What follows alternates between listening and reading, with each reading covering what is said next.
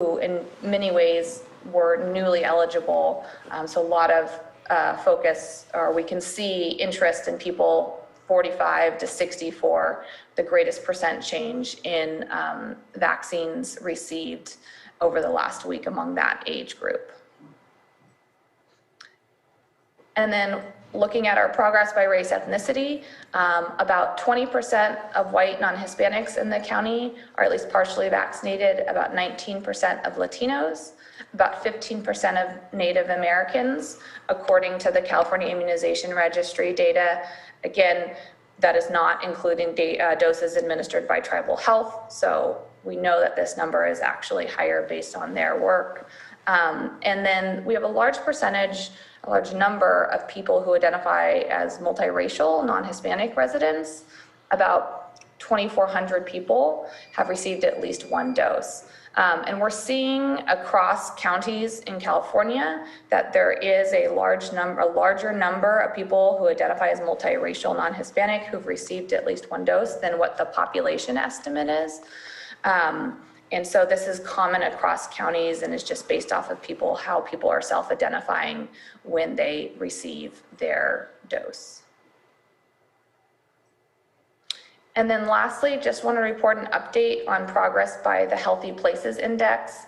As you may recall, the state has set a goal of focusing on communities with the least healthy community conditions defined by this Healthy Places Index to prioritize vaccines in those communities, either because people are at higher risk for exposure or higher risk for severe illness or death. And in Lake County, in the Healthy Places Index quartile 1, which represents some of the least healthy community conditions, where about 44% of the population lives. About 5,100 people have been at least partially vaccinated, and in HPI 2, about 10,200 people have been at least partially vaccinated. So still about 33% happening in HPI 1, which is not on par with the population in those communities. So there's still work to be done there, but I think some positive news. I looked over the last 2 weeks, the percent change since March 8th. So this is showing that there has been a concerted effort and increase in people in these zip codes receiving the vaccine. So we'll continue to track these and report these data, and thank you very much. Thank you. Thank you, Sarah. So a couple of things just to highlight there is our case rate, 6.6 per 100,000, which is in the red tier. It will still be in the red tier even if we get to the 4 million mark of vaccines in the lowest quartile around the state, which is when that happens, they're going to readjust the threshold between the red tier and the orange tier. So I'm assuming that's going to happen within the next couple of weeks, and very likely we will be in that tier for a couple of weeks. So, I still think we're 3 to 4 weeks out before thinking about the orange tier, but we didn't see a whole lot of improvement this last week in case rates and positivity. In fact, it sort of regressed a little bit, but we'll see how that goes. So mainly want to talk about the vaccines today. That's the biggest issue at this point. And so we're continuing to see good progress, as you can see from the data that Sarah gave. The inventory is quite good now.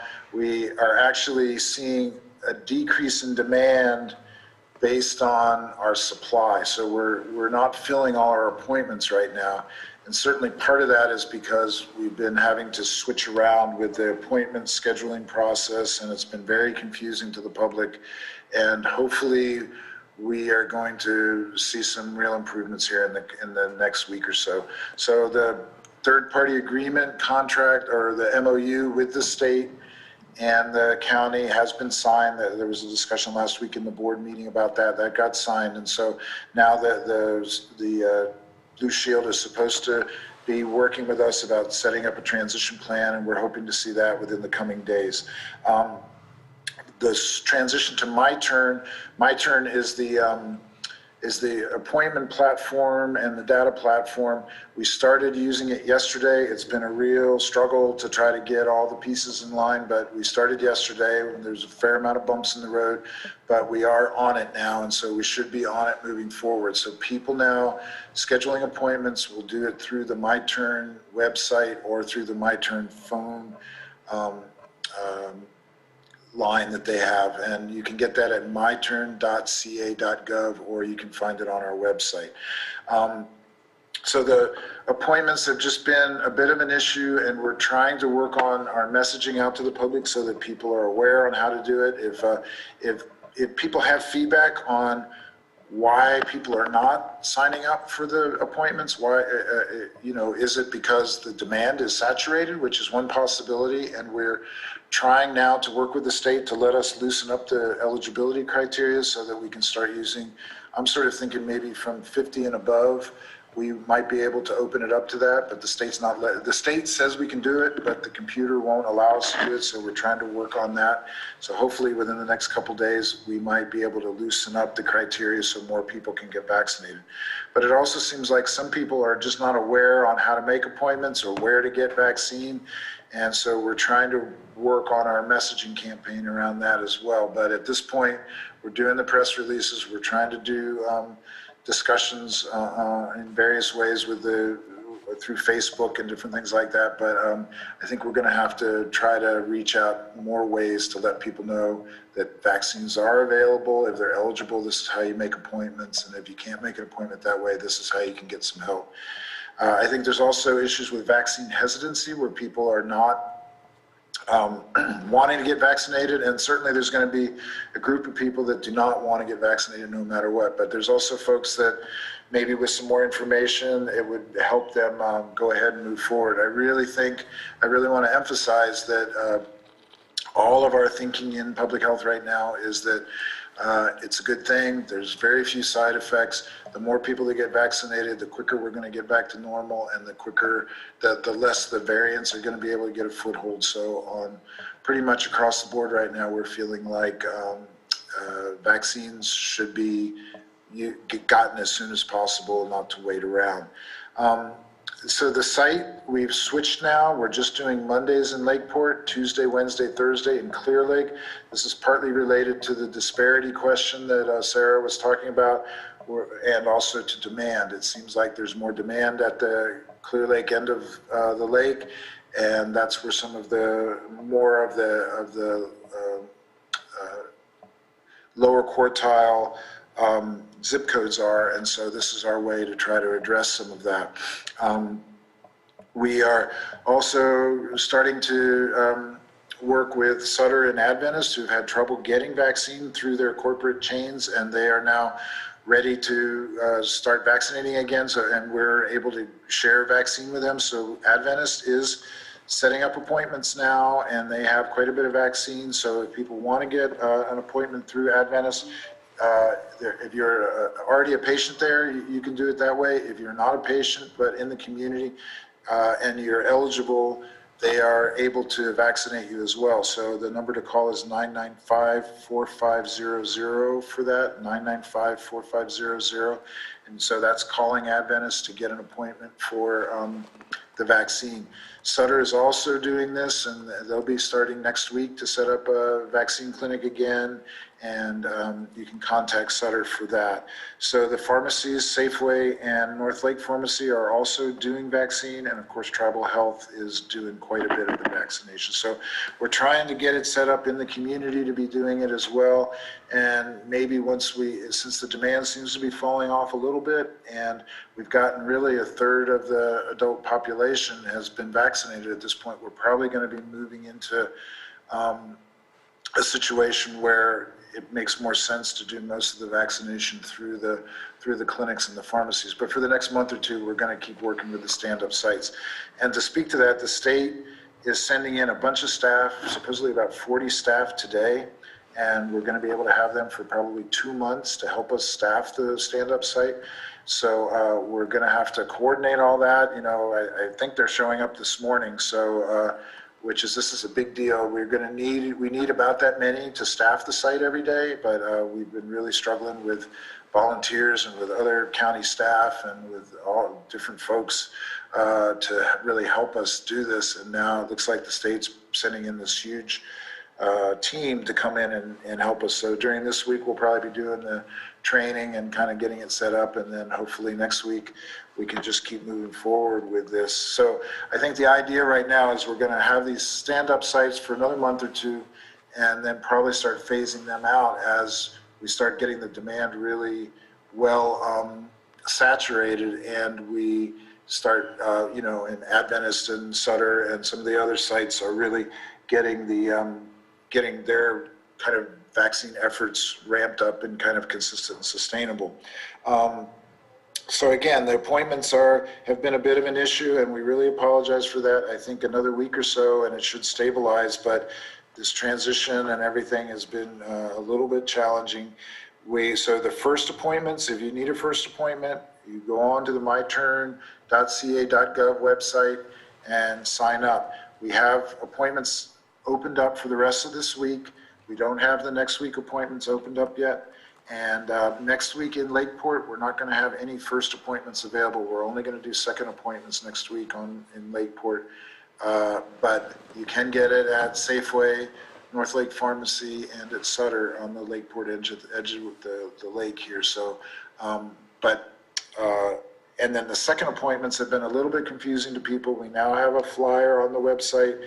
The MyTurn, since we made the transition to MyTurn, the way you made your first appointment is different from your second appointment. So if you go ahead and try to see if you can work your way through the directions. If you can't, give us a call and we'll help you do that. But the second appointments are open for this week. They're not open for next week yet. Should be by the end of the day or by tomorrow. So if you're due next week, you can go ahead and get on the link probably by tomorrow morning. So the qualifications, again, we're working on seeing if we can get those expanded. We think we're ready to do that. The state says it's okay to do that, but the MyTurn platform does not let us do that. So we're trying to leverage that door open and get it so that more people can be eligible. So hopefully that's going to happen in the coming days. Otherwise, everything seems to be going okay with the qualifications. We are still screening out people from out of the county. But otherwise, you know, if you qualify due to employment or due to age or due to chronic medical conditions, folks are getting in to do it. The ethics committee did meet again last week, and here's their report. The committee requests data on our progress vaccinating persons aged 65 to 74 and 75 and over. Depending on the data, the committee intends to consider the barriers impacting these groups and strategize how to address hesitancy. So again, I think that's a little bit of what we were talking about there, of thinking about expanding the criteria and also addressing hesitancy. The committee recommends the public health officer continue to prioritize vaccine for congregate living situations, offering a single-dose vaccine subject to availability to inmates and persons residing in homeless shelters. And so we've done that. And so I think that's pretty much it. The conclusions are that, you know, everything's moving forward in a good way at this point. I think we're definitely seeing the light at the end of the tunnel. I personally feel like things are that we're moving out of the crisis mode and into a more stable kind of chronic situation now, that we'll see little pockets of infection and things like that. But the best thing that could happen now is for more and more people to get vaccinated, so that the vaccine will not have the ability to spread in the community and the variants will not get a good foothold. And, you know, hopefully we're going to be seeing more and more opening up in the community. The state is coming out with some specific guidelines about outdoor gatherings and about graduations and about all these kinds of things. So it's all unfolding pretty quickly now. So I think this summer is going to be a lot better than last summer. So thank you. Thank you very much, Dr. Pace, for your report, and Sarah as well. Any comments or questions from the board for Dr. Pace? Supervisor Pyska? I'm really happy to see that we have such high increases in older groups. I know the 75 and older was holding strong at about 50%. So seeing up to 62 is really great, and the 65 and older too. So It was great seeing you on Friday at the vaccination clinic.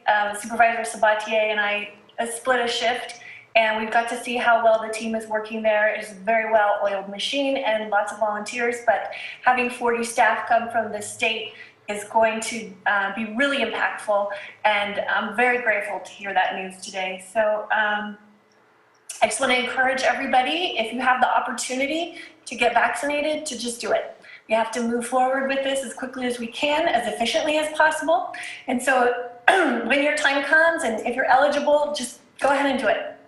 Thanks, Dr. Pace. Any other comments or questions from the board? No, he answered all my questions I had. I have a quick question. What stops us from opening it up? What's the repercussions? If we're getting vaccines and the demand is lower than the vaccine supply that we're receiving, what truly prohibits us, other than a line and a piece of paper that says these are the guidelines? What would occur if we just said, well, we're moving on because we're not getting the number of people for the number of vaccines that we have? What exactly does that look like? Well, right. I think there's a couple different answers to that question. One is the quick and dirty answer is, in the past, there's been sort of threats about withholding vaccine, or even prosecution if people did not adhere to the criteria, to the eligibility criteria. That seems to be sort of not a particular issue right now. The more important issue to me is, we've been working really hard, like Supervisor Peiska said, the older folks now are getting the 75 and older, they were, 62% of them now are vaccinated. So almost 2/3 of them have gotten at least one dose. That's amazing. That's through the hard work of the senior centers, of social service, of everybody that's helped us reach out to these folks and get them. Because the idea was we wanted to get the most vulnerable people first, and not necessarily the people that were most savvy on how to get the internet appointments and that could get in the front of the line. And so that's worked so far. So now what we want to do is make sure that the folks with the chronic medical conditions that want to get vaccinated are able to get in the line, that the essential workers are getting it. And if they're not getting it, what are the obstacles? Is it because there's problems making appointments? Is it because they don't understand? Is it because they're not aware? They have transportation issues, all these kind of things. So part of my job is to make sure that we've kind of gotten most of those folks in the fold that want to be. But then the third part is really, I sort of feel like we've kind of convinced ourselves that that's been done reasonably well at this point, and we think there's going to be quite a bit more vaccine in the coming weeks. So we're not feeling the same level of the spigot's not open very well. Now the question is so I want to make sure we had state permission. We got that yesterday. But now the scheduling platform won't allow us to do it. And so now this is like a computer glitch at this point. It's not really any of the other things. And so we are actively in conversation with the computer people today to try to open that up. The state now is starting to hint that they're going to go ahead and just, in the next couple of days, open it up much broader. But they haven't come out and said that exactly yet. And if we can figure out how to do this in the computer, then we'll just go ahead and do it today or tomorrow, as soon as we can. So I encourage people, if it's up to me, probably the next step is going to be 50 and over. Anybody 50 and over would be able to do it that's a county resident. But we have to be able to incorporate that into the scheduling process. And I appreciate you reminding me that I've forgotten that you said that it was a computer glitch error of not being able to make those types of appointments rather than an issue coming straight from the state. So I appreciate you reminding me of that, which is good. And so I will continue to advocate for that change with my CSAC calls with the state, that we have that glitch fixed, because I think it's important not only for all people who are healthy 50 and up, but also for our economy's sake. Those who are not deemed essential but still need to continue working for them to have that possibility to get vaccination so they can get back to a little bit more normalcy as well. Right now, they're being prohibited unless they meet specific criterias. And so that's important to me as well, that we start looking at opening it up for that. And that would include a big part of our staff here at the County of Lake as well. Some have been able to get the vaccine, but that's due to meeting a specific criteria, not because of a grand criteria that everybody can fit into. And so I think that's where I would like for us to go eventually, and that looks like that's the case. Schools opened up a lot more as of this week, including some high schools and middle schools. Just wanted to check in. There's nothing other than their own school districts that can take that back. And going into purple won't close them down. I know that I saw that we had a pretty big jump between Friday and Monday in our cases. We had 34 new cases. I was a little nervous about that, if that's a blip or if that's a continued trend. But as far as the schools reopening, once they're open, they can remain open. Is that correct? That's my understanding. Okay, which is good. Do we know where we're at with the 4 million? Like approximately how many vaccines of those 4 million have been submitted already? I know we breached the 2 million, which is what made us possible to get into red tier. How close are we to getting to that 4 million where we would only need, I believe, 5.0 cases per 100,000 in order to hit orange? Let me check with Sarah. I'm not sure. She dropped off, but maybe she can look it up while we're talking. Okay, and if not, I'll see if I can look it up later. I just didn't have. It's on the state website, but let me have her look while she's there. Okay.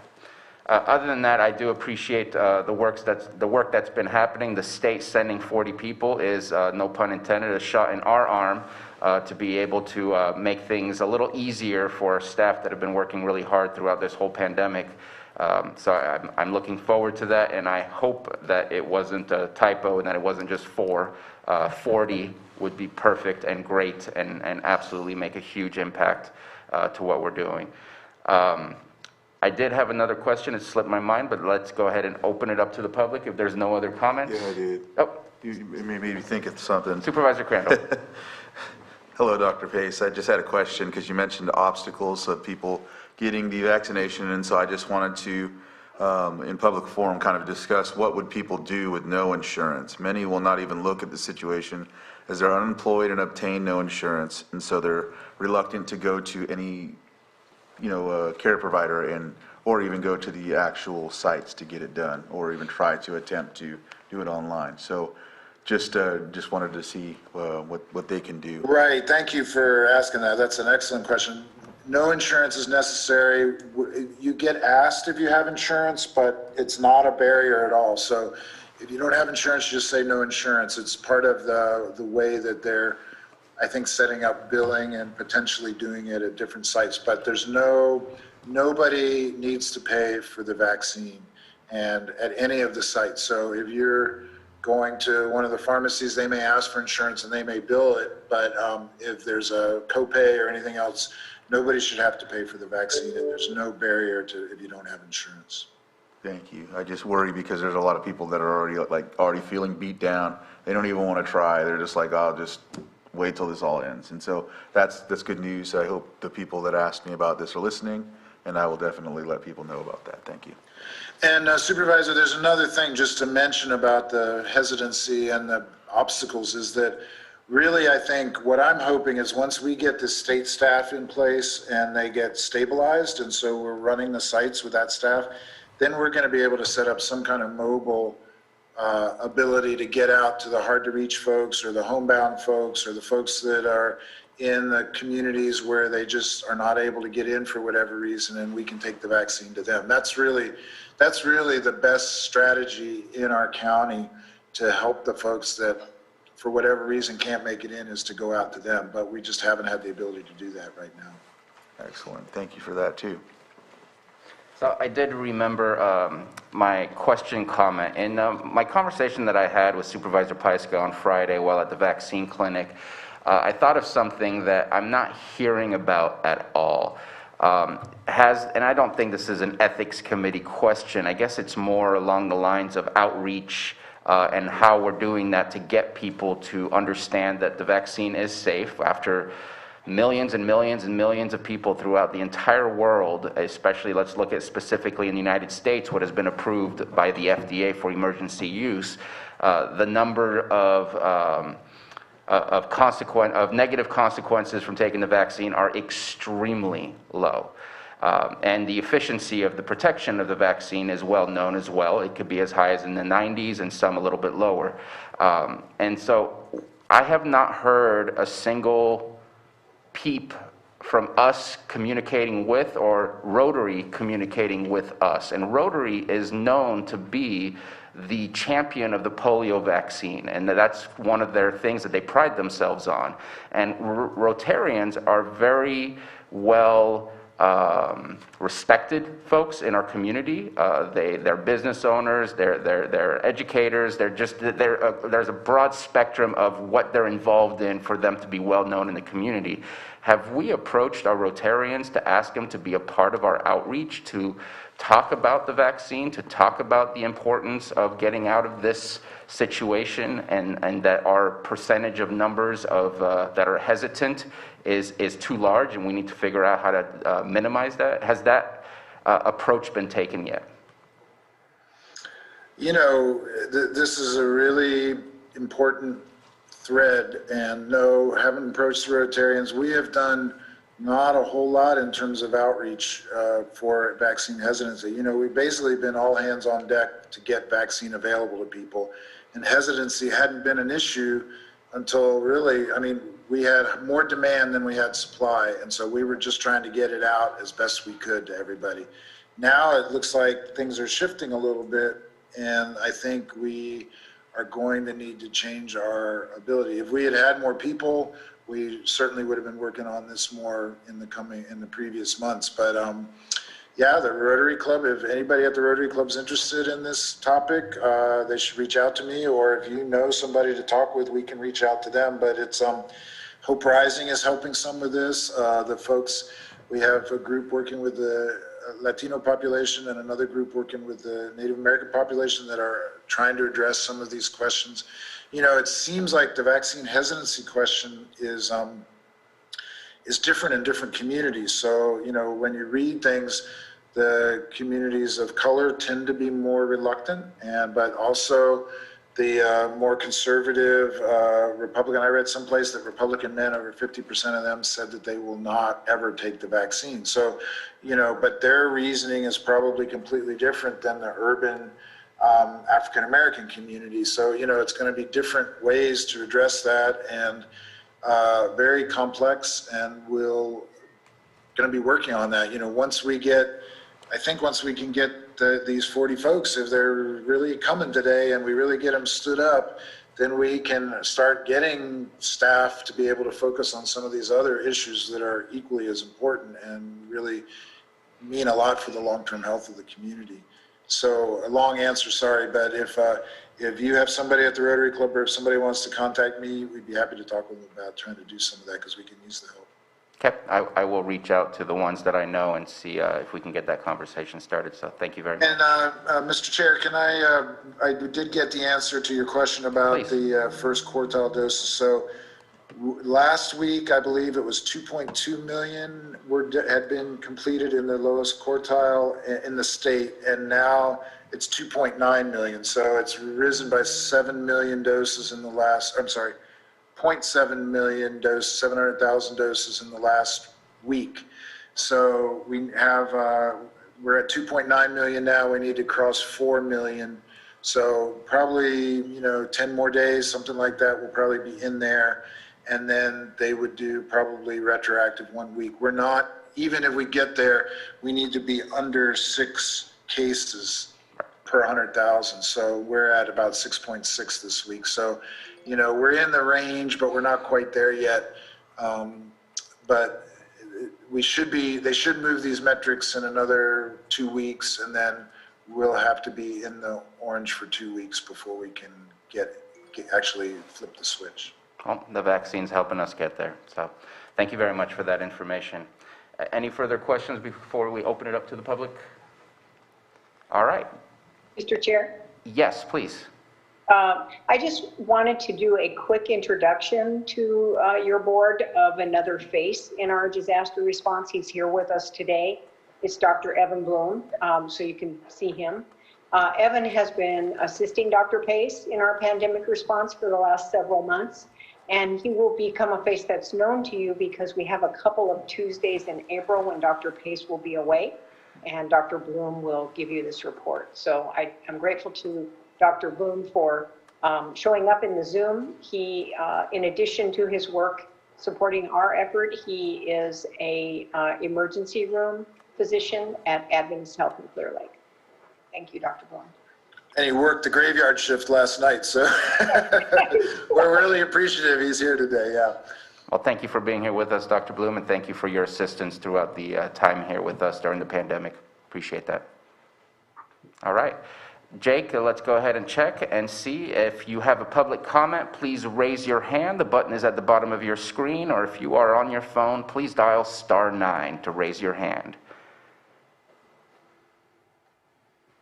It looks like we do have one hand raised. We have Melissa Fulton here. Okay, let's go ahead and unmute Melissa Fulton. Melissa, you should have received a notice to unmute. Yep, that notice is not coming out. I just did unmute, obviously. And Okay. the other thing is that this week we do not have a gallery of everyone who's on the phone call. I wondered if there was a reason for that. So we are using the new webinar, Zoom webinar, which allows us to have a higher level of functionality from the host perspective in making sure that there's no surprises in folks that are unmuted or folks that show video of things that shouldn't be shown. And since we've opened it up to the public here in the chambers, we thought we would give this a shot, and we have provided a fair warning to the public in the past week or so that this would be coming up, and we also did a presentation about a month ago about how Zoom webinar would be. Right, and we've been putting out all of the notices that come out from the supervisor's office, which of course includes all of Dr. Pace's updates. And I clicked in as I usually do and did not realize the change that was taking place. So the reason that I raised my hand is because I am a member of and past president of the Lakeport Rotary Club.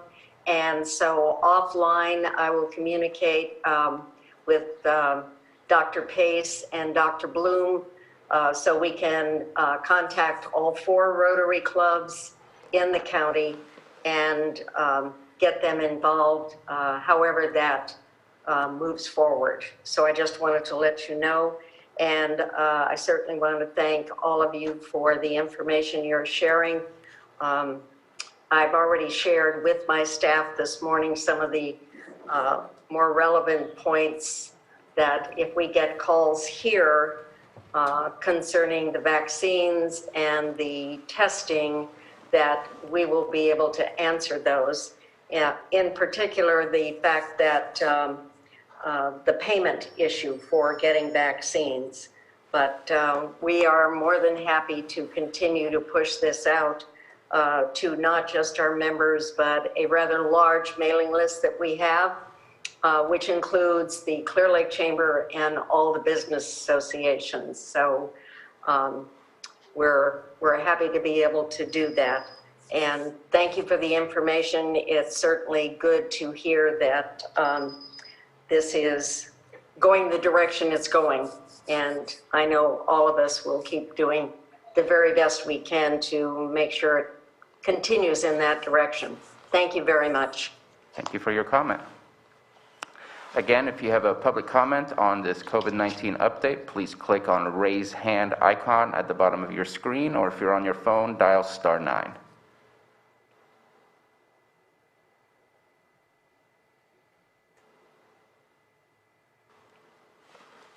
And it would appear that we have no further public comment. Any final comments from the board before we close this item? Yeah, one final comment, Dr. Pace, but once again, I just want to thank all the volunteers, our our public health department, the nurses, everybody that's been going. I know we got, still a ways to go here, but each and every week, I just think that we need to, which we always do as a board, just commending them for their dedication, their service. We know how hard this is. COVID fatigue is something that everybody's dealing with, but I just wanted to thank you very much for all your efforts throughout this, and thank you. All right. Thank you, Dr. Pace, for your report, and we'll see you next week, and let's hope you walk out of your office and see 40 people. Mr. Chair, just a quick point of clarification. The board does not meet next week, so. Yes. Thank you. Thank you very much for that reminder. Okay, let's move on to item 6.3, or 9:45 a.m. item, public hearing. Vacation of a roadway known as Arabian Lane, County Road number 148D in the Hidden Valley Lake area. Director De Leon, I know I saw you here, and there you are, you popped up. Good morning. Good morning. On February 23rd of 2021, your board approved a resolution of intent to vacate the roadway known as Arabian Lane. During that approval, you set a time and date for a public hearing for March 16th.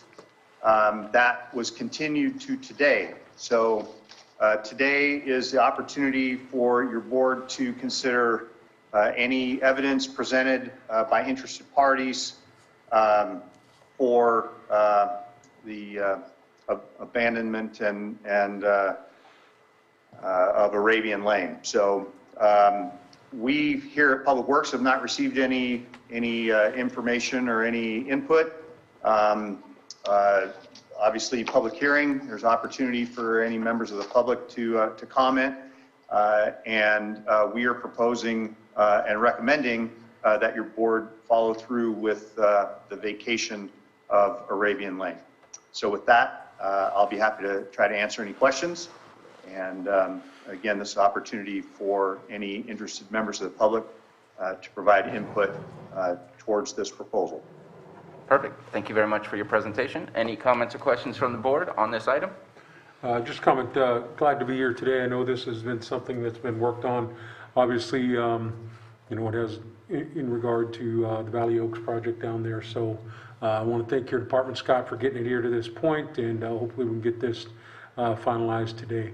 I did have one question when I was looking at the resolution, and just if it needs to be affixed, it says there was a public hearing was held on March 16, 2021. Just wonder if we need to fix that, obviously, because I know it was scheduled, we didn't hear it, so it was moved to the 23rd. Will that be something we need to fix in the resolution? It was my understanding that the meeting was opened on the 26th and continued.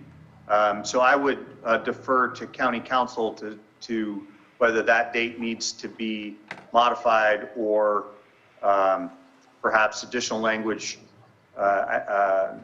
specifying that the meeting on the 16th was opened and then continued. I'll defer to County Council for that. Ms. Grant? Yes, thank you. I would suggest that the resolution be amended to just read a public hearing was held on March 23. Although the matter was taken up on the 16th and the hearing continued by board order, the hearing wasn't technically open. So I think Supervisor Simon's point's well taken. You can just simply change it. But it makes me very happy to see everyone looking for accuracy here, because that's the most important thing. So thank you. Thank you very much for chiming in, and thank you, Supervisor Simon, for catching that. Any other comments?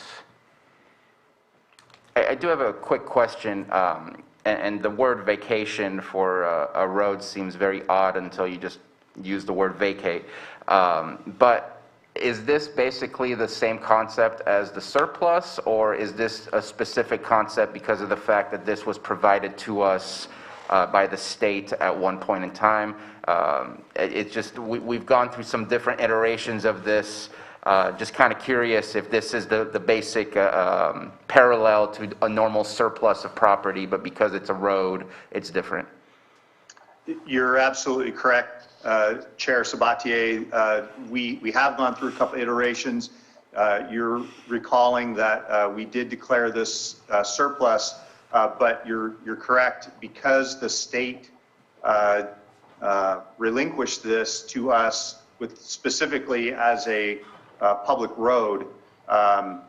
We have to go through the vacation process, and I kind of mentioned that in the cover memo, but you're spot on. That's the reason we're doing it. Apologize for duplication there. No apology necessary. I appreciate the clarification, but yeah, absolutely. That's why we're doing this, is because it was relinquished as a public roadway. And just real quick, and hopefully it's not in the memo either, I know originally when we discussed this, this was to be sold to the developer of the Valley Oaks. This is still the case? Well, we're ultimately, that's ultimately the final outcome of this. County Council and I have some additional work to do here, but that's ultimately the goal, yes. Okay, perfect. Thank you very much. Mr. Chair? Yes, Ms. Grant. I wouldn't say sold necessarily, because if the road is vacated, the county's interest in the road is vacated, but Mr. De Leon is right, we're working on how best to proceed. With regard to the vacating of a public road, there are only so many outcomes that are available.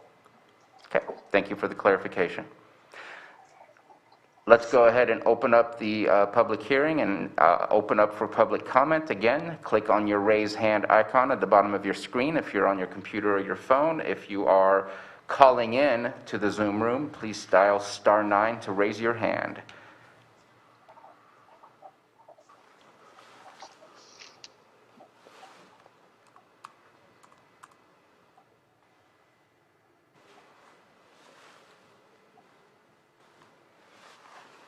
Okay, wanted to make sure, give people adequate time to find all their buttons. Looks like we have no public comments, so let's go ahead and close the public hearing and bring it back to the board for action.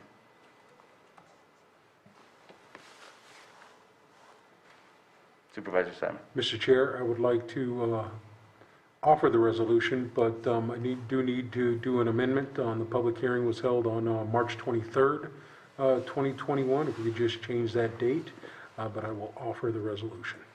2021-20. Resolution has been offered. Johanna, if we could please have a roll call. Okay, Supervisor Simon, Aye. Supervisor Crandall, Aye. Supervisor Scott, Aye. Supervisor Pyska, Yes. and Supervisor Sabatier. Aye. Thank you. Thank you very much. Thank you, Director De Leon. Thank you. And let's go ahead and move on to item 6. No, we can't. So let's go ahead and, since we are running out of items here, let's go ahead and take a quick break. We'll be back at 10:15 for a presentation of Employees Service Award.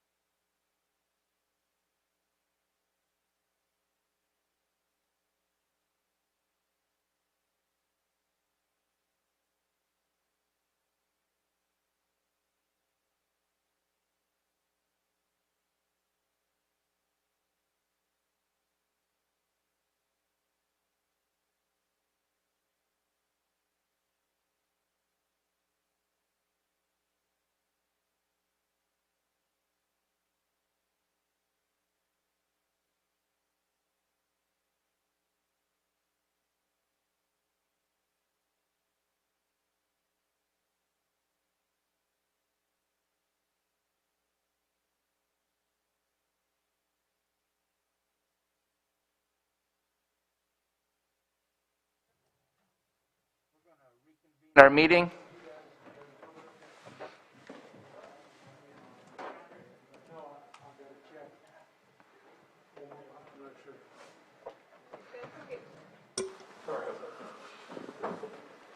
All right, it is 10:15. Welcome back. We are going to move on and do item 6.4, presentation of employee service awards. And CAO Hutchinson, would you like to take this on? Thank you, Mr. Chair. I'm handing this over to our HR Director, Pam Samick. Good morning, Pam. Good morning. This morning we are taking time to honor our employees for their dedication, loyalty, hard work to the County of Lake. And let me share my screen.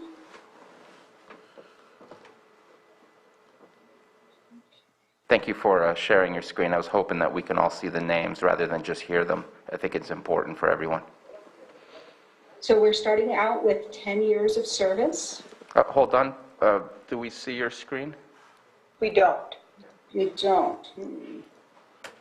You have to submit the screen share once you select it, if that makes sense. No, how do I do that? So once you select what you want to share, you have to confirm it at the bottom of that window.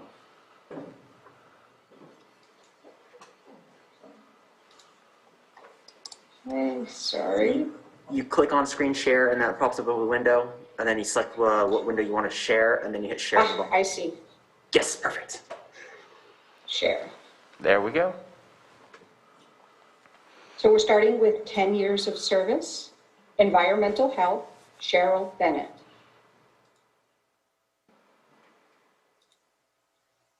Behavioral health, Teresa Newton. Gerald Ryan. Patricia Trujillo. Social services, Nicholas Gonteco. James Grogg.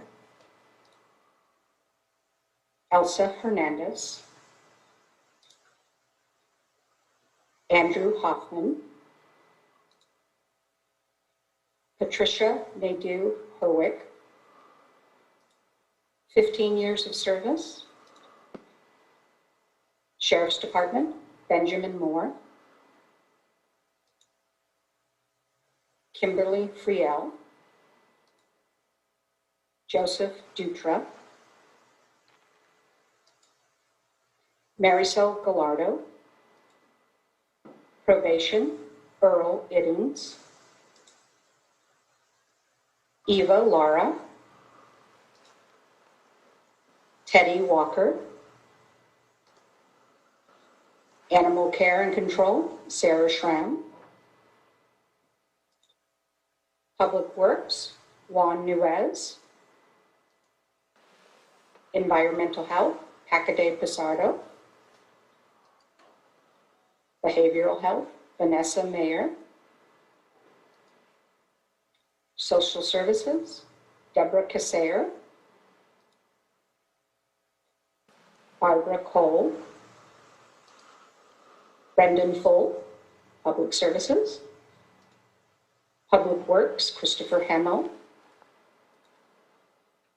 Special Districts, John Sparks.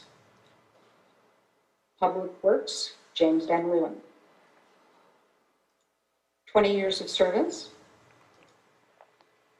Child Support Services, Christine Smith. Sheriff's Department, Gavin Wells. Probation, Kenneth Monofrance. Behavioral Health, Laura Calderon. Social Services, Grayson Elliott. Special Districts, Everett Prescott. 25 years of service. Elections, Maria Valdez. Sheriff's Department, Christopher Chewalski. David Lance. Public Works, Christopher Prather. Public Services, Charles Banks, 30 years of service. Jeff Rang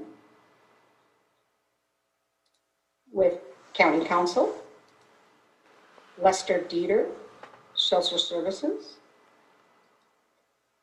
Next is 40 years of service. Sheriff's Department, Mary Beth Strong. Thank you for your dedicated service to the County of Lake.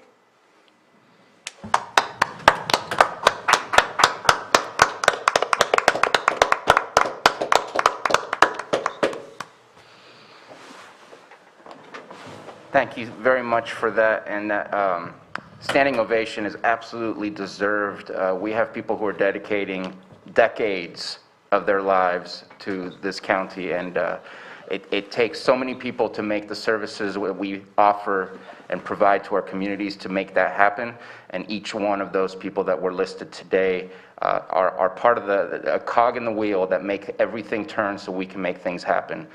From building roads to providing social services to helping people who are dealing with mental health issues, it takes all. And so appreciate every one of those names up there. And I cannot believe that we have 30 years and 40 years of services. That is a lifetime of services and dedication to the County of Lake. And thank you so much for all of you that are giving so much of yourself to everyone else here in Lake County. Thank you. Any other comments from the board? I think you did a beautiful job. Just thank you. That is incredible for the staff to be here this long. It definitely takes all of us working together to provide all the services like you stated for our community here, and it's dedication. And these are the faces too. You not only see working for the county, but they're out volunteering, and you see them in the community helping out. So they're also part of our community as a whole. Correct. Yeah, just want to follow up with both Supervisor Scott and Chair Sabatier. Thank you so much for your service, and especially over this last year and everything. Every year we get to do this, obviously greatly appreciated. This year was very challenging.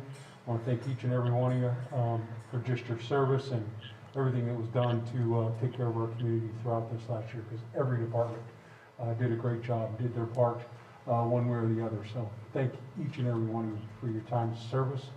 But it really needs to be recognized. This last year was a real challenge, and thank you for being here and doing that. Supervisor Pyska? It's clear that all of these employees believe in our county, and it shows. And I just really want to thank you for all of your dedication and all of your service, and thank you for believing in Lake County. Yes, thank you for your hard work, dedication, and service.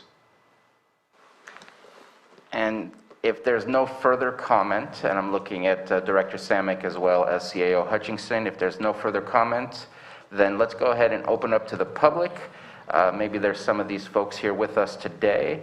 In fact, I see our 40 years strong Mary Beth Strong with us.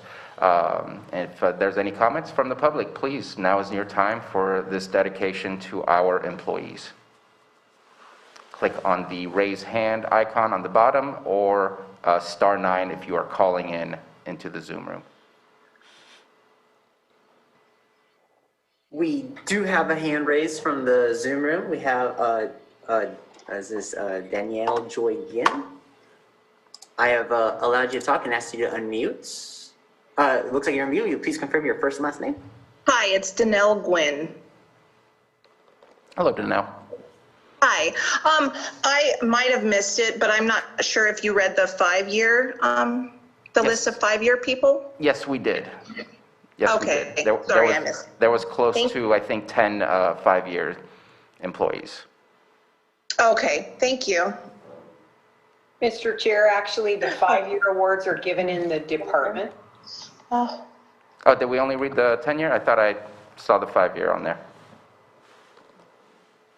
Pam? No, we present the 5 years at the individual department meetings.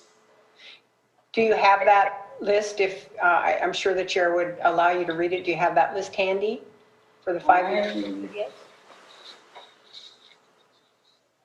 Do. don't have it in presentation format. If you could just read the names. Please. Auditor Controller, Amanda Johnson. IT, Jacob Renke. Sheriff's Department, Wesley Bespro. Probation, Aaron Jakari. Roads, Danielle Korig. Mental Health, Bradley Wilson. Randall Cole. Integrated Waste Management, Sheila Carr. Social Services, Brian Ells. Casey Blue. Carrie Bolden. Jennifer Law. Amber Linden. Katie Naylor. Sheila Miller. Julian Robbie. Tina Warren. Catherine Johnson. Section 8 Housing, Lori Petrezza. Museum, Carolyn Barley. And Flood Lake Management, Alan Webb. Thank you for reading those. I think it's important that we recognize them. I recognize that it was on our agenda item in the documents attached, that they were on there. I didn't recognize that they weren't read out loud, so I appreciate the public comment requesting that, and thank you, Director Samick, for reading those out loud. I think it's good to recognize everyone from 5 years on up. 5 years is already an amazing amount of time, and the rest is even more amazing, so thank you. Any other public comment? Going forward. Okay. Any other public comment? Again, click on the raise hand or *9 if you're calling into the Zoom room.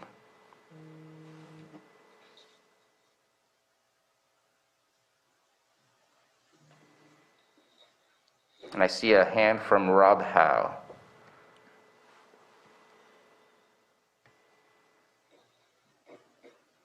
Hey, good morning, Board. I just wanted to give a quick thank you to not only, of course, the Rob Howe, Chief Probation Officer for Lake County.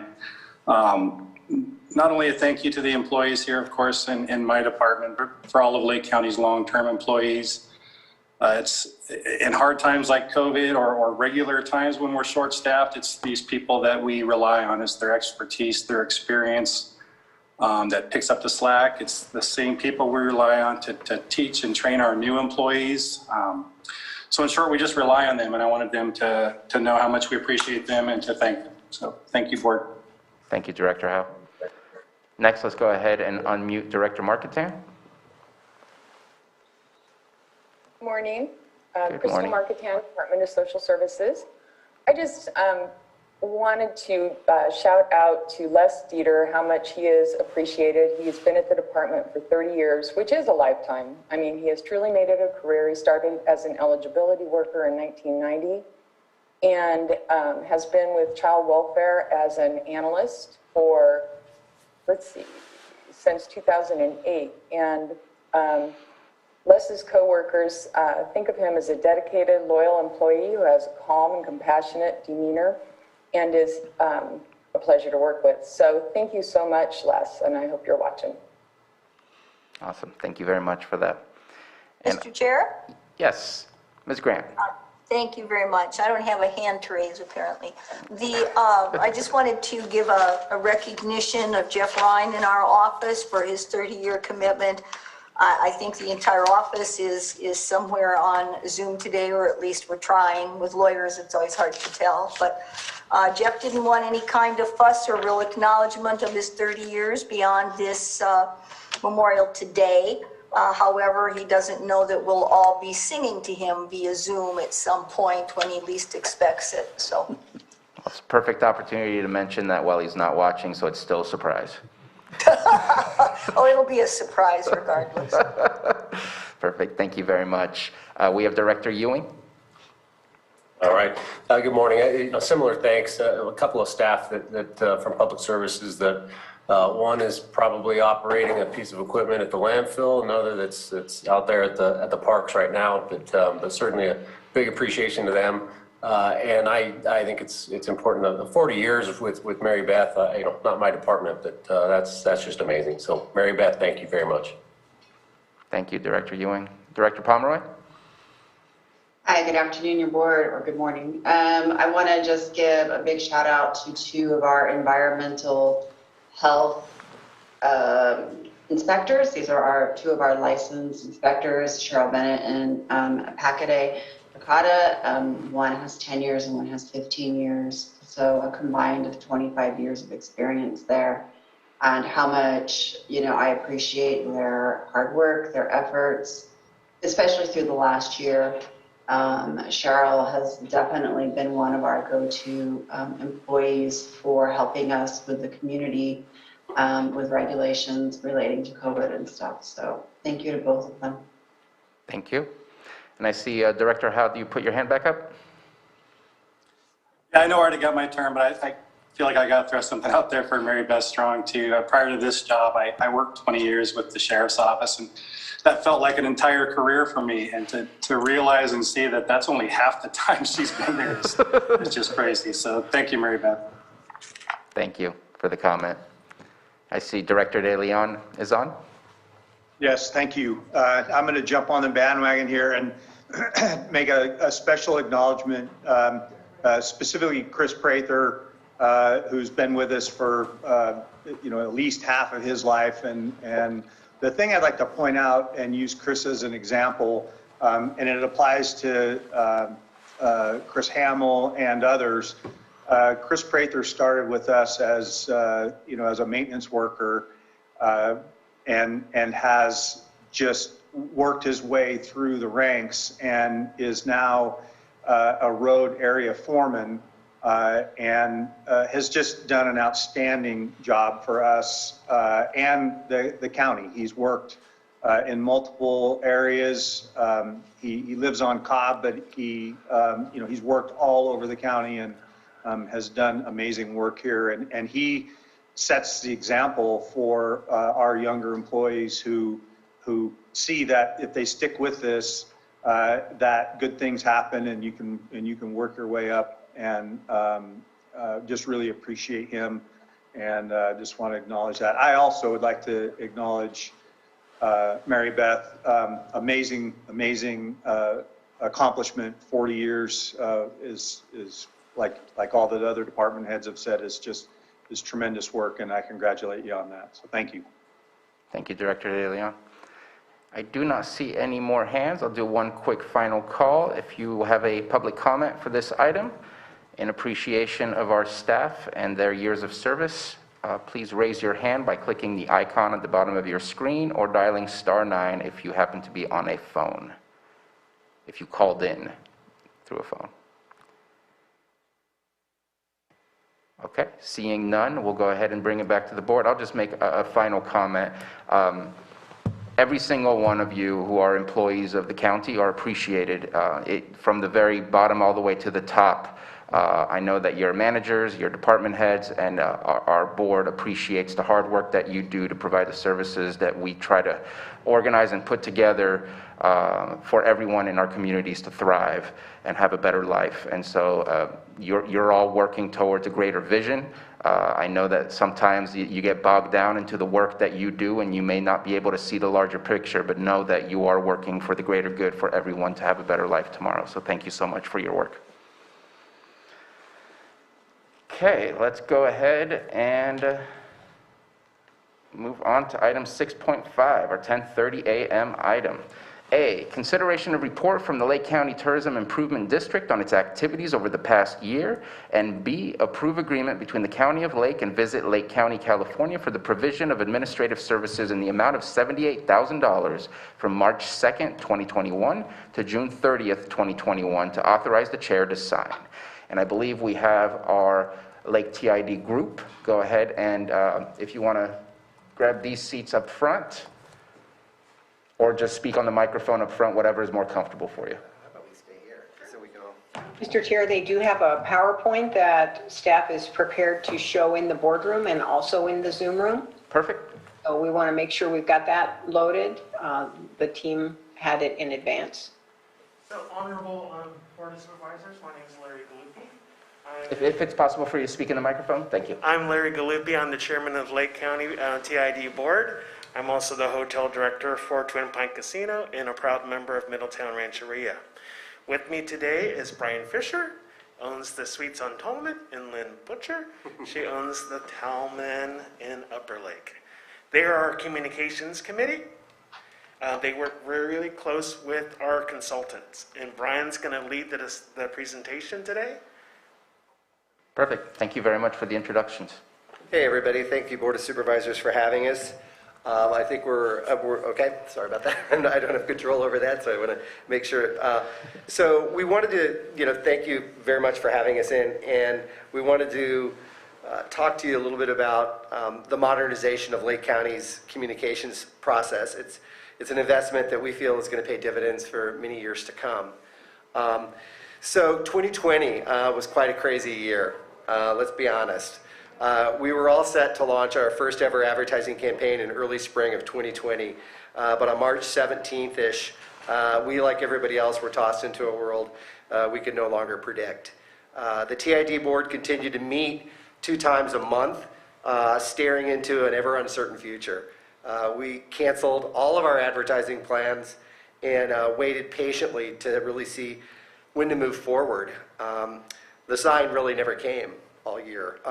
In hindsight, the right decision was made, although it didn't feel like it at the time. Sometimes we really questioned what we should be doing. We continued the work on some of the most important goals that we'd set out for ourselves at the beginning of the year. And so here's a look at those accomplishments. Yeah, I'm not sure who's controlling. If you could just tell them when you want to go to the next slide. So yeah, we can go to the next one, please. Slide? There. Yeah. Okay, there. Thank you very much. Yeah, it's not synced up. But, okay, so we built a state-of-the-art website using the newest tools. It's ADA compliant, it's search optimized, and above all, easy to manage on our end, as the site that we had inherited was basically failed on many of those fronts. Today, the site is ready for the new visitors we hope to direct there. So a brand new website was finished in 2020.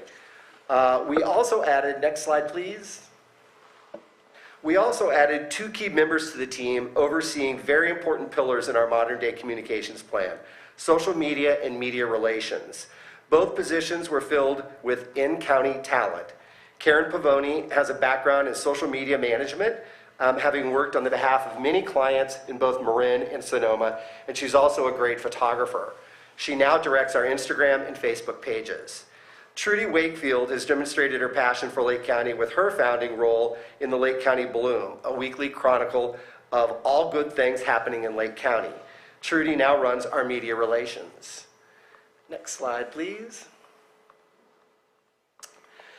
So in a year when hard advertising was inappropriate, we focused on building our social following, and it worked. We saw more than 120% increase in the number of people following Visit Lake County on Facebook. We now have 31,377 followers. Karen's posts highlighting the beauty of Lake County regularly draw audiences into the thousands and are magnified as they're shared all around the country.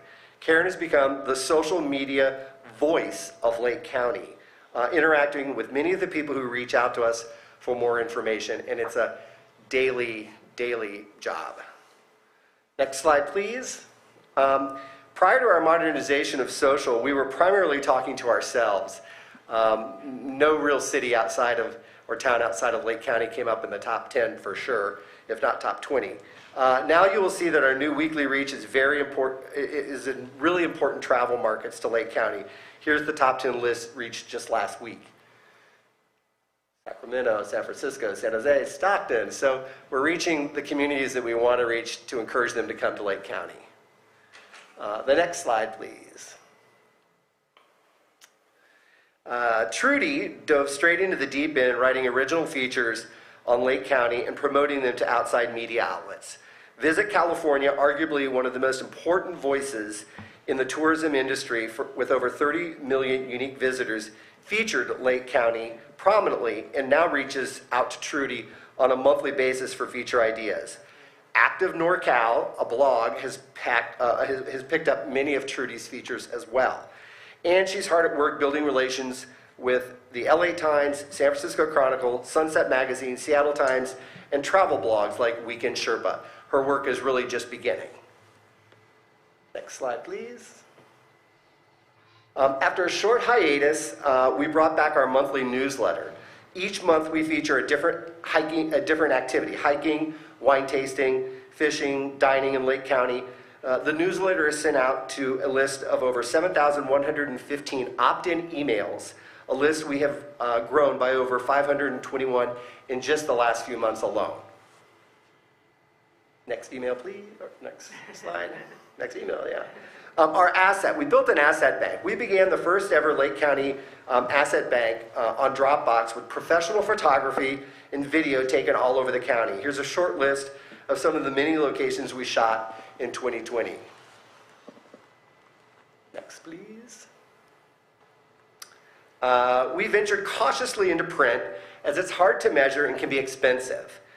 We ran half-page 4-color ads in 2 hugely popular spring travel publications, AAA's Via magazine, that one here, the March issue, and the California Visitor's Guide, a copy of which we have for all of you folks today.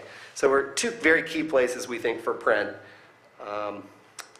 Next slide, please. So while we're delighted to have raised more than $250,000 last year, in a very unique year, we will need substantially more going forward to compete for the travelers with neighboring counties who have been in this business of promoting their constituents for years and have millions of dollars to spend. That's a look at our 2020 revenues. So let's take a look ahead. Next slide, please.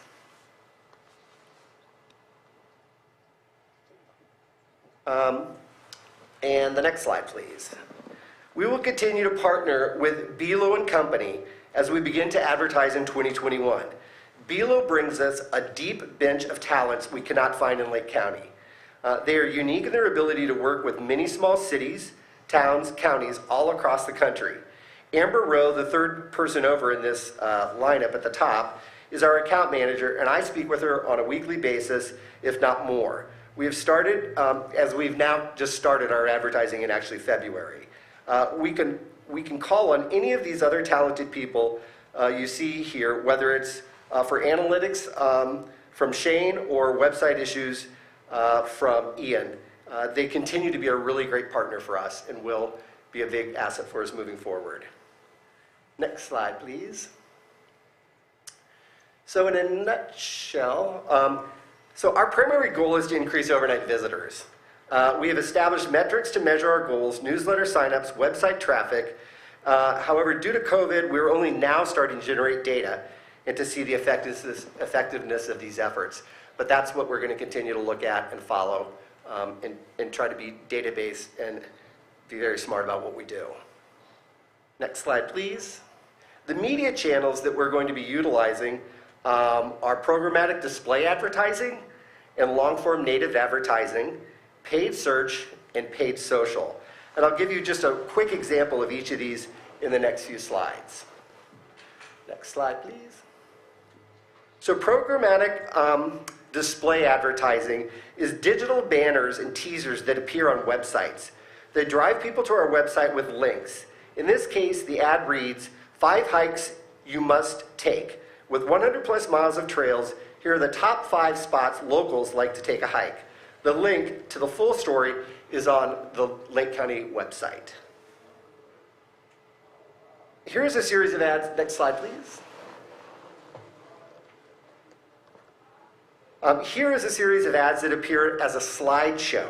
America's oldest lake, California's cleanest air, and views that last forever. Sounds mighty nice, doesn't it? So stretch your legs in your imagination, Lake County, California. See what makes us clearly different. Next slide, please. In kind of the very unsexy category of paid search, we all know all travelers start their journey by searching online. Whether on Google or Bing, we want Lake County to be there for key searches. Here are 3 examples of those searches. The middle search reads, Lake County camping and RV parks. Clear Lake, Mount Konocti, and more. See what makes us California's best kept secret.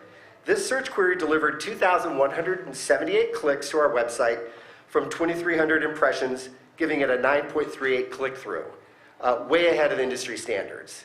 Note, our search ads are going to constantly be updated and performance-driven based on algorithms from the search engine. So they're constantly in a state of kind of evolving. Next slide, please. Paid social.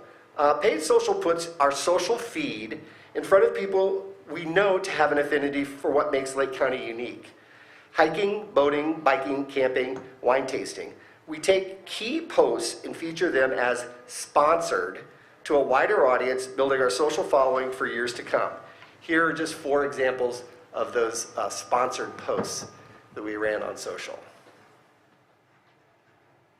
So, we know we're on our way, and we'll continue to need the county's support, without a doubt, to help spread the word that Lake County has so much to offer visitors from all over California and the country, and quite frankly, the world. So that's our update for you today. Thank you very much for your presentation. Sure. Any comments or questions? Supervisor Simon. Yeah, I just appreciate the update. Obviously, we know the challenges of last year and as we move through things. So I'm excited to see what has been created at this point, and really with the opportunity that we're moving in a direction to open things up and bring back our business and really advertise who we are, tell our story. Thank you. That's what I'll say. I know it's a partnership with the county and all the businesses and everybody who want to be involved with this, but when I came on the board, was one thing that I think we were lacking here in the county is telling our story. A lot of folks are telling our story from the outside, looking in on us, but now we're doing it from the inside. And we all know how beautiful this place is. We know how dedicated our businesses are to make sure that they have enjoyable trips when people come here to visit. And I just want to thank you. I know this is going to help us highlight it and as we move forward. So thank you very much for the presentation and good work. Thank you, Supervisor. Supervisor Pyska? Supervisor Simon, you pointed out that this is us telling our story, and I think you hit it right there. This team's been working hard for quite a few years, and I've been attending these meetings. I think it's been over 2 years now. I think the right choice last spring, when everything kind of changed suddenly, was to focus on the website and the social. I think you guys did a brilliant job. The website is beautiful. So I think that really paid off. You guys did a great job. I'm happy to be a part of the team. I really appreciate collaborating with all of you. Well done. Thank you, Supervisor. Supervisor Crandall? Yes, I've been involved with the TID since I think when it was when it started back in the 2018, I think it was, trying to help get some people to sign on aboard and whatnot. So attended some meetings, and of course, yeah, it was right when they did the spinoff for everything. It was right when we had those fires, the second set of fires in 2019, I think it was, and that's when they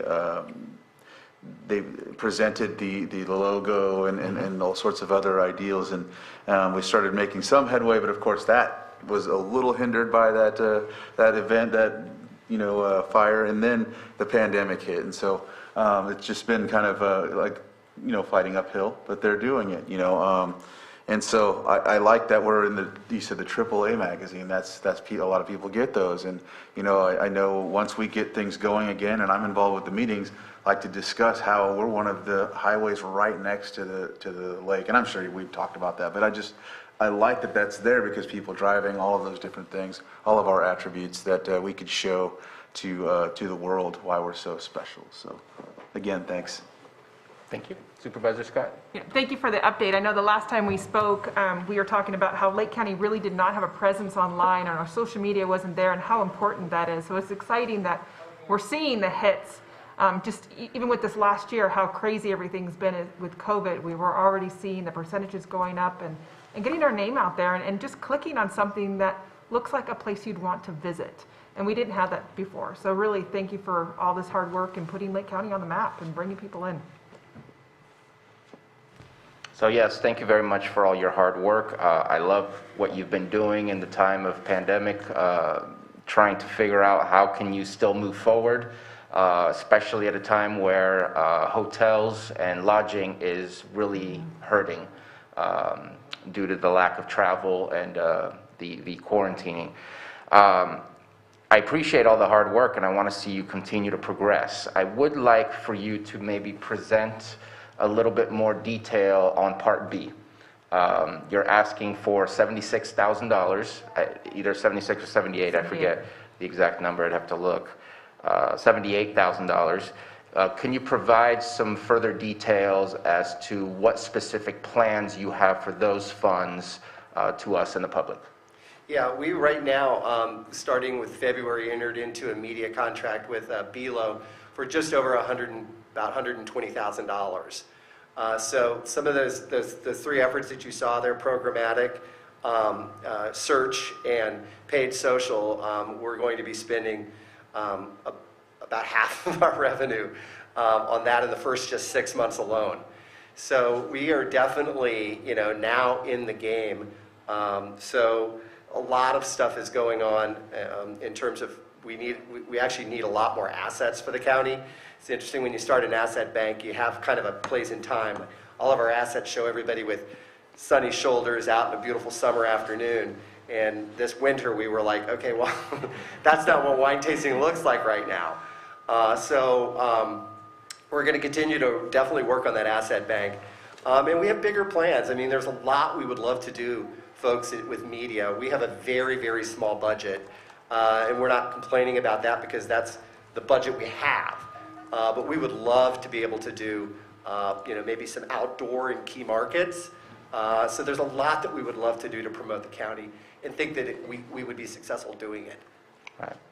I'd just like to add that everything we do is with volunteers. So all of our money right now, other than, insurance and kind of the minimums you have to spend to be a nonprofit, is going towards productive assets such as the website, such as the campaign. Like I say, it's all volunteer work. The other thing I would just like to add is we are extremely fortunate to have this guy because his background is in advertising and marketing, and he's techie. And I mean, without Brian, I don't know how we would manage right now. We'd be paying for much more outside advice, and we really are a bare bones operation right now, trying to get as much bang for the buck as we can. And BELO's been great. We're very fortunate that we have them too. And so at this moment in time, do you have a baseline for a number of beds for the year where we can look at further data later this year? Hopefully it's not an anomaly year because 2020 is difficult to compare and contrast. But do you have like 2019 and 2018 numbers where then we can look at how 2021 has helped increase based on the marketing that you've done? Is that all prepared? Yeah, no, we really don't have those type of baseline numbers. In 19 when we really started the efforts, we started with building like really key areas that we needed to build, which were definitely our brand. We didn't have a brand, and so we needed to build the brand, and we spent the time building the brand. And then in 19, when we were supposed to start our advertising, or excuse me, in 20, of course we did not.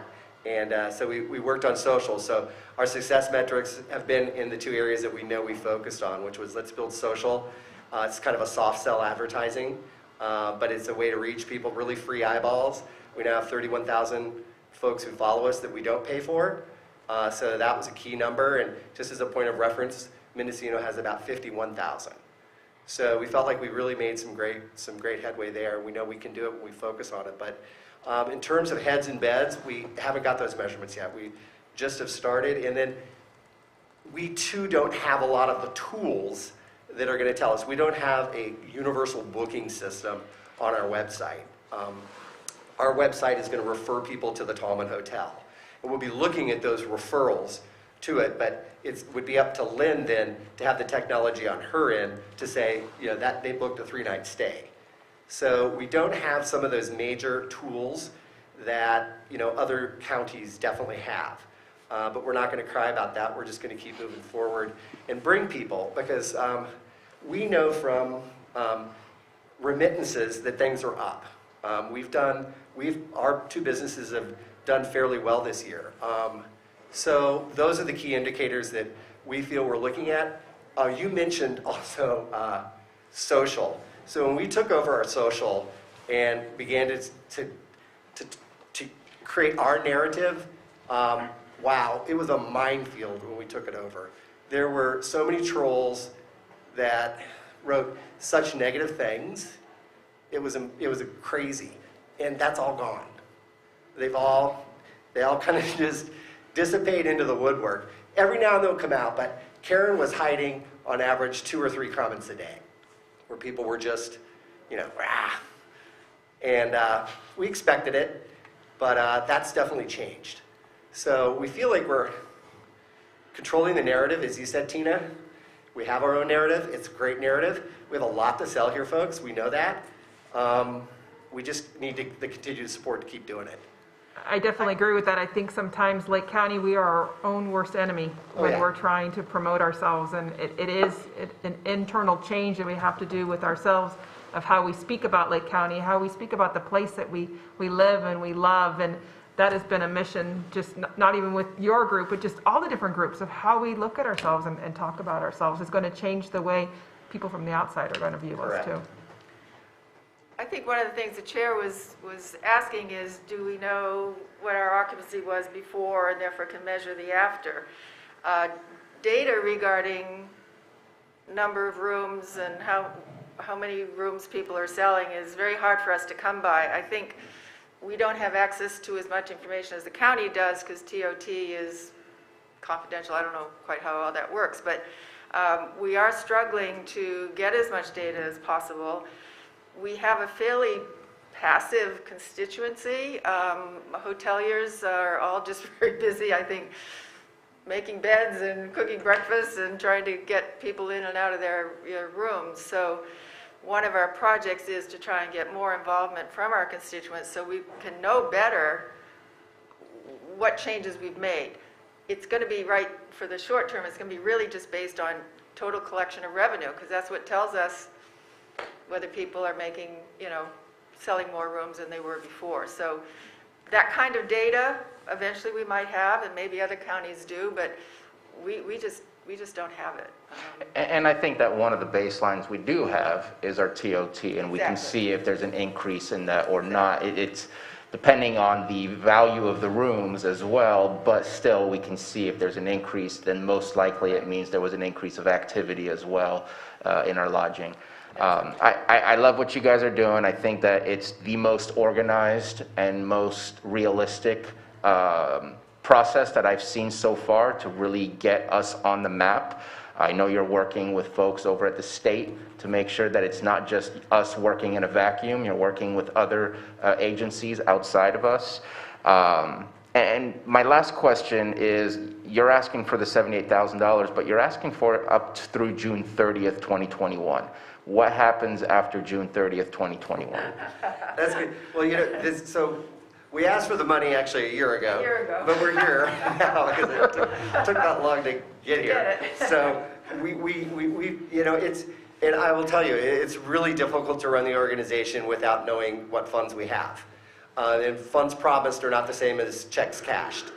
So we have just been trying to play by the game that the cards we've been dealt. And so, we've made assumptions that we were going to have this money for sure. That's all factored into the planning that we've done for just the first half of the year. So in some ways, we're here to say thank you for that money and ask for the money again next year and more if you can. It's really, we have to plan out our communications as far in advance as we can. And so last year, obviously, we stopped it all, but we were on line to spend well over $100,000 last year in media and then did not. Spent somewhere around $35,000 for social. And so the more we know what we've got in our bank account, the more we can plan. And so I guess that's everybody. I think one of our projects would be to come up with a formula. A lot of counties, most counties have this sort of relationship. You know, you have the county, then you've got the marketing organization. And a lot of them have just set up a formula. So every year it's pretty much automatic. You know, some percentage of TOT, something that is, just acknowledges that the entity is doing the marketing that otherwise would be done, you know, by the county. So we can make some proposals and get back to you and maybe tell you what some other counties have done. And I assume that would make your job easier as well as ours in terms of not having to deal with annual requests. And so you're actually hitting on my thought is how can you as a group function when your deadline is June 30th, 2021? I'd love to see an extension to 2022, an extension to 2023. That way you can predict what your future processes will be. Right now, if you could only predict till June, it's tough to plan that out because marketing expands much further than just through June 30th, especially June 30th is right in the middle of the height of when we're expecting people to come through. I guess I do have a tiny bit of a problem in wanting to expand that because I want to have that discussion with the board to see if it's possible to expand that. But I also, in your agreement, it's very broad as far as what the scope of what the money is for. Is it possible to get a little bit more of a fine-tuned budget of what you need for social media, what you need for specific types of marketings and specific types of materials, where then we can look at, this is your 3-year budget that you'd like to see maybe 78,000 times 3, and make that possible. If there was a budget attached to that, I'd feel a lot more comfortable doing a 3-year than a 1-year, and not sure if we're looking to just approve what we have here today and you come back for the extension, or if you just want to come back with that. And again, it's all based on if the board agrees that that's a direction to go. Because I want to see you succeed, and success is not going to happen by June 30th. It's about the long-term process and dedication. Thank you for the work that you do to make this happen. And while you're volunteers, and I don't mean this in a negative way, you're benefiting in some way, shape, or form because the idea is for you to become more successful by having more heads in beds. And on us, I would typically feel uncomfortable providing money for a private industry to be more successful, but we regain something in return as well through the TOT, and so everybody benefits by working together and playing together. I have a side question for our CAO.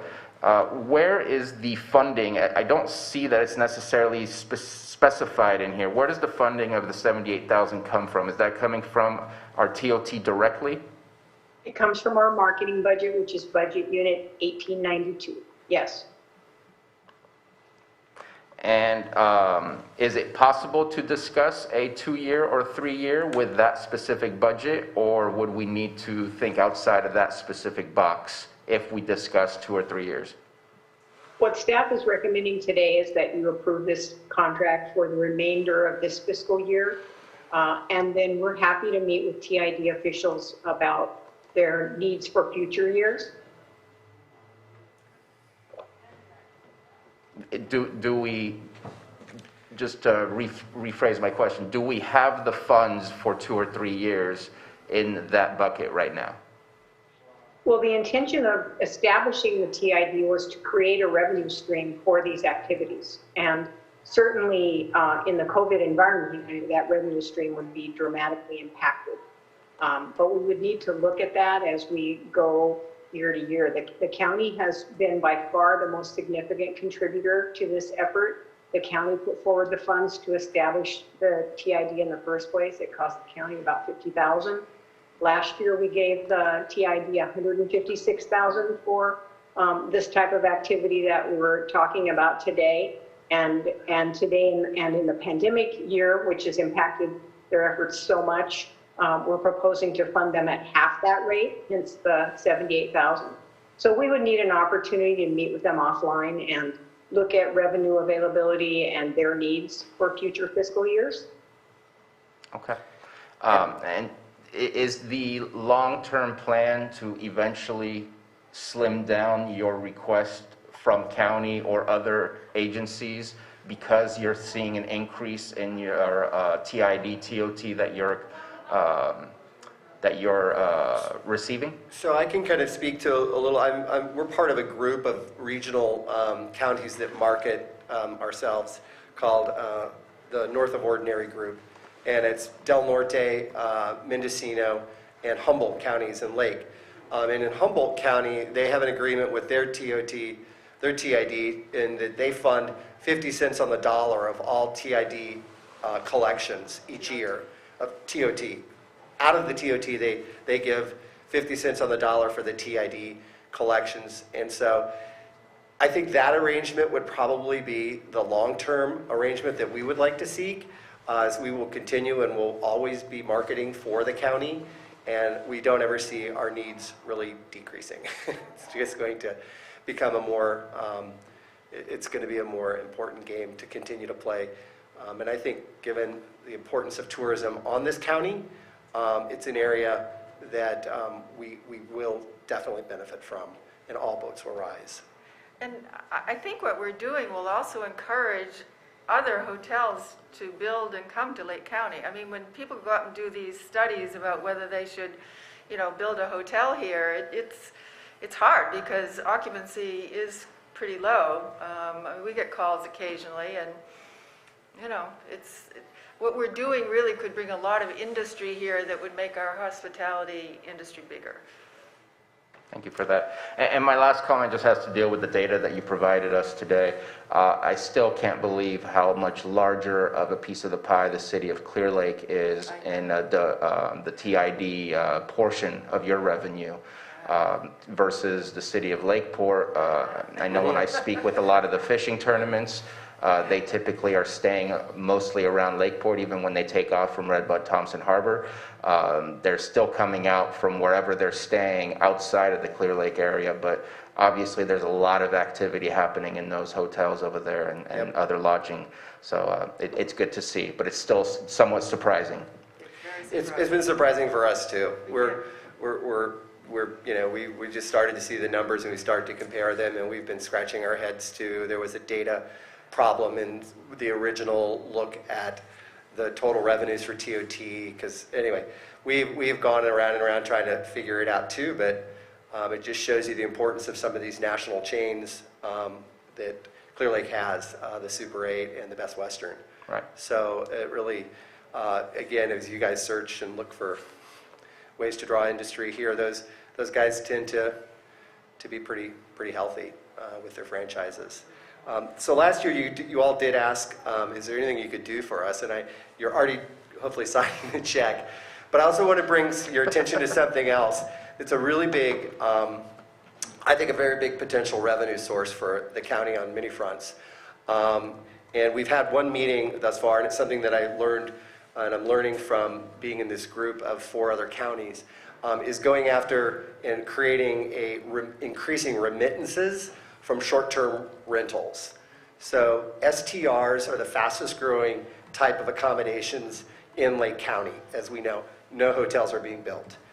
So STRs are the fastest growing area, but they have a very difficult time remitting TOT or TID. And it's because the 2 platforms, Expedia and Airbnb, don't allow it in our county. But they do in other counties. So it's a tax revenue, it's a tax issue, and it's something that we need to do something about. We're missing a lot of money. A lot just goes uncollected. So that would be an area that, as a county, we need to get smarter about.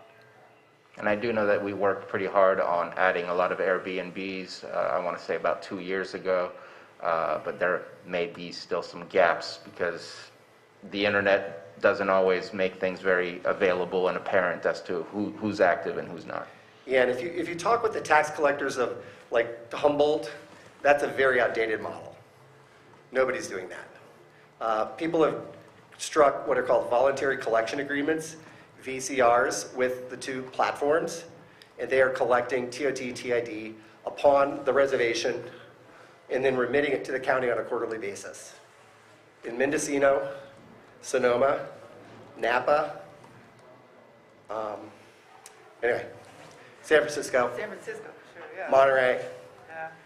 and that doesn't happen here. But the county has to go to them and. Yeah, it ask has to them be the do tax it. collector.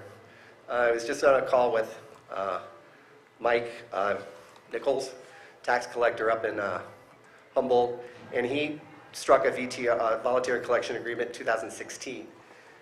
And in the first year, I think he said, he saw in the first remittance, there was a $27,000 increase in just the very first remittance, and over the years, he said it's probably over $500,000. So there's a lot of money in short-term rentals. And as these houses up here on the lake get sold to people from out of county who want to come up, and they're going to rent them other times, it's money we need to collect. Everybody needs to pay their TOT, TID. Appreciate those comments. Sure. Any further comments from the board before we open it up for the public? Yes, I have a comment on that. Patrick Sullivan was able to be on that call last week, and we had a long conversation with him. There's a lot of pros and cons to weigh, and maybe it's best for us to have that conversation at a TID meeting going forward to kind of figure the best way forward. Perfect. Okay, let's go ahead and open it up to the public. I don't think I've done that quite yet. Please click on the raise hand icon at the bottom of your screen if you're on the Zoom room from a smartphone or a computer, or if you called into the Zoom room, then please dial *9.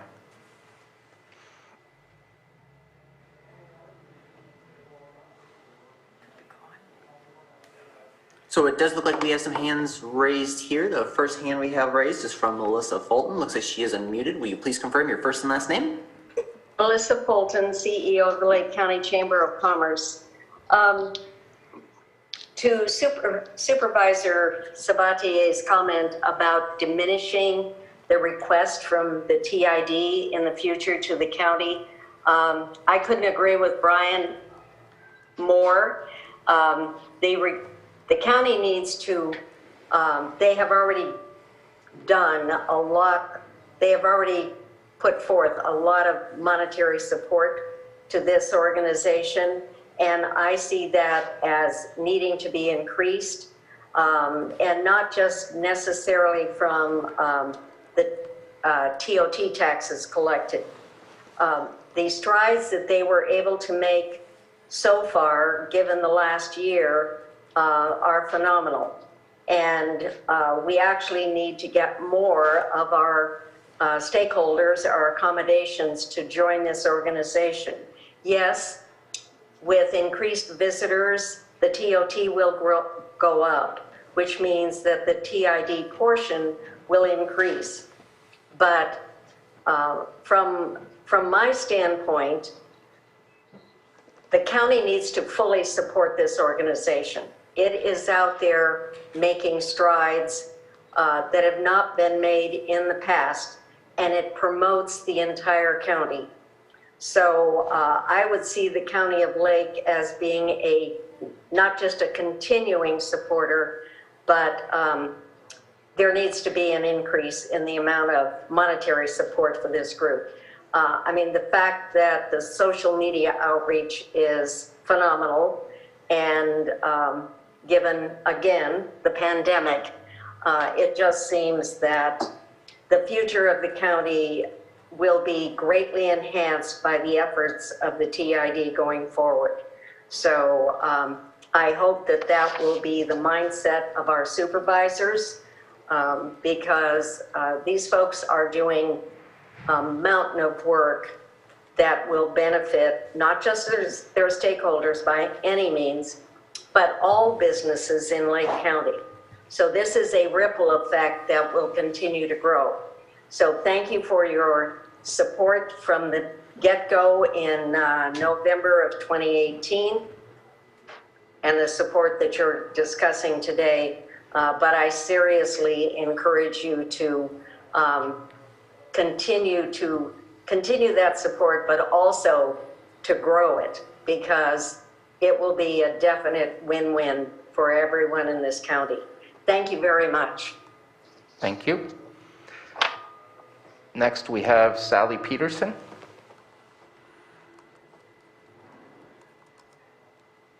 Hi, good morning. I'm Sally Peterson. I am a resident of Middletown. And I just wanted to echo some of the same thoughts in listening to the presentation that was given by the TID board. And my thanks to the hard work that has been done with little resource, that they're doing a really great job.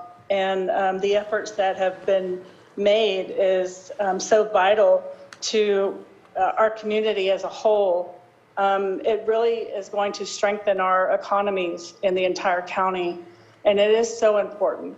I was involved early on when this idea came about to create the TID, and looking back on what the system was before through the marketing department, one of the issues that they had was funding. There was never enough funding.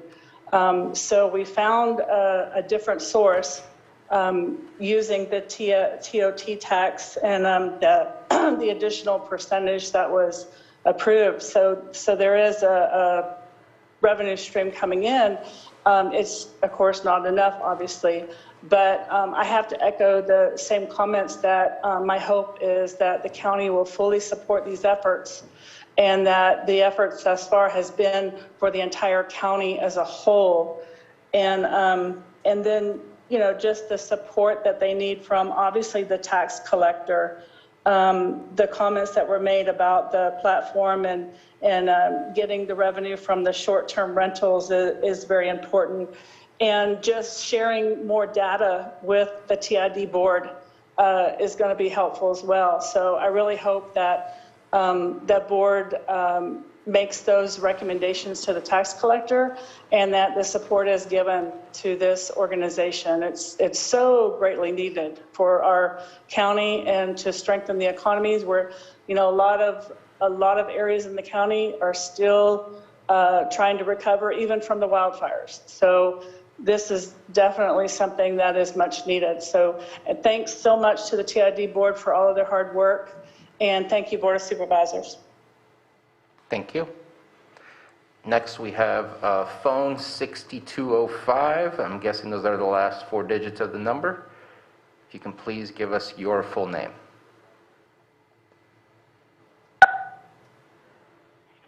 Hi, this is Bart Levitt. I am a resident in the Clear Lake Riviera area off Soda Bay Road, and we see a big influx of whenever there are visiting days. This is where we see it in our area. And before the matter of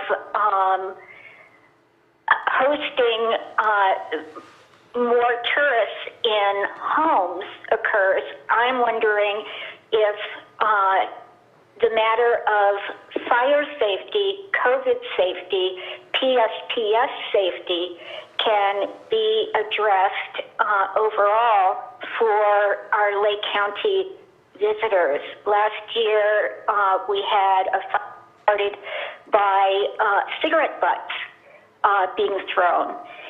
And what seems so simple can be so dangerous to us. What do we do to let our visitors know what we expect of them and what they can expect of us? Thank you very much for your comment. And thank you. I believe that is the last of our public comment. And did anyone have a response to this last public comment that we received? I would say that we need to lead by example and show people how you're supposed to behave when you're in Lake County, and I think we're the best mentors to anyone coming in, and that we treat everybody equally, whether you live in Lake County or you come visit Lake County, and that we set the rules and standards to help keep everyone safe and secure. That would be my statement to make on that. Yeah, we'll just follow up, obviously, is public messaging, and I know that the Risk Reduction Authority, we're going to be doing some local community via events that, talk about that, something we can touch on about visiting Lake County during fire season and everything. So all in coordination to talk about the safety requirements and other stuff like that that are going on. I think that falls right into the Risk Reduction Authority. I know we're planning on having something in April. It can be a simple conversation that we have for messaging. Awesome. Thank you for that. So that seems to conclude our public comments for this item. Any further conversation or comments or questions from the board? Just that I would really like us to move forward with the $78,000, but come back sooner than later to further discuss the 3-year plan and a budget, so you can prepare and not be strapped with from year to year. I think that's something we need to have another agenda item and look at. We will do that.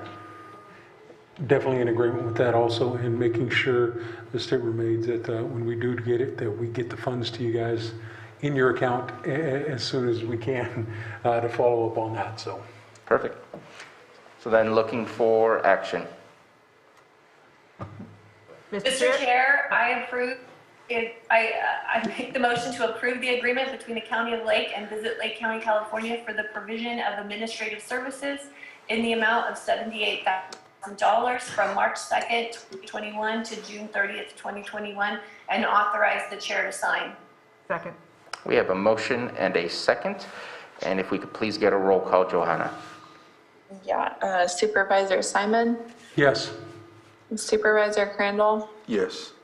Supervisor Scott, Aye. Supervisor Pyska, Yes. and Supervisor Sabatier. Aye. Thank you. Thank you. And again, you also have the consensus. I would say please reach out to our admin office when you're ready for those further conversations, so that we can see you back here in front of us to discuss the future. Thank you very much. Thank you Supervisors. very much for the work that you do. You bet. All right, that concludes our entire, oh, I'm sorry. No, thank you for your time and your consideration. I Thank- appreciate it a lot. Thank you very much. So that concludes our open session agenda items. I do not believe I've missed anything. And so we will go ahead and adjourn this meeting to closed session where we have 2 items. 8.1 is conference with legal counsel, significant exposure to litigation pursuant to Government Code Section 54956.9, D2E3, claim of Earthways, Inc., 8.2, public employee evaluation, title, Health Services Director. And it is 11:22. Let's go ahead and maybe reconvene at 11:32 and take a 10-minute break. Mr. Chair, we will be leaving the Zoom webinar and rejoining into a new Zoom room, which I will send you an invite for while you're on your break. Perfect. So we'll meet there at 11:32. Thank you. Thank you, everyone.